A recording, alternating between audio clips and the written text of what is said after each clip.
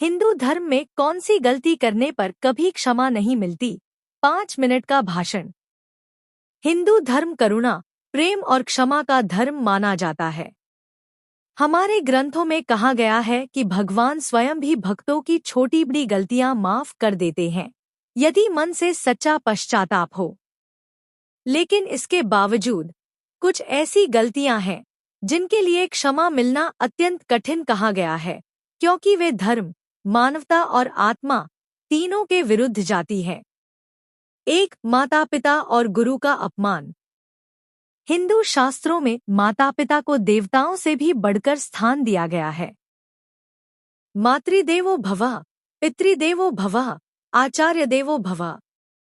जो व्यक्ति माता पिता या गुरु का अपमान करता है, उनकी सेवा नहीं करता या उन्हें दुख पहुंचाता है, उसके लिए क्षमा मिलना बेहद कठिन बताया गया है।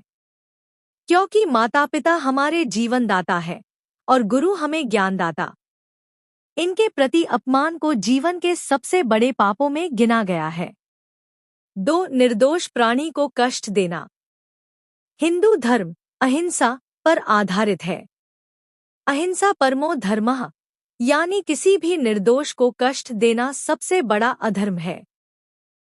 यदि कोई व्यक्ति अपनी सेल्फिशनेस, क्रोध या लालच में किसी निर्बल, जानवर या कमजोर इंसान को पीड़ा देता है, तो उसके लिए क्षमा प्राप्त करना कठिन माना गया है, क्योंकि यह कर्म सीधे सीधे मन की क्रूरता दर्शाता है। 3. विश्वासघात और धोखा।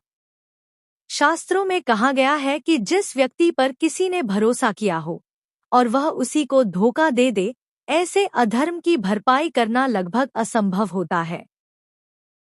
चाहे वह मित्र हो, जीवन साथी हो, परिवार हो या समाज, विश्वास तोड़ना ऐसा पाप है जिसकी क्षमा केवल भगवान ही नहीं, कभी-कभी मनुष्य भी नहीं कर पाता, क्योंकि एक बार टूटा हुआ विश्वास फिर कभी पहले जैसा नहीं बनता।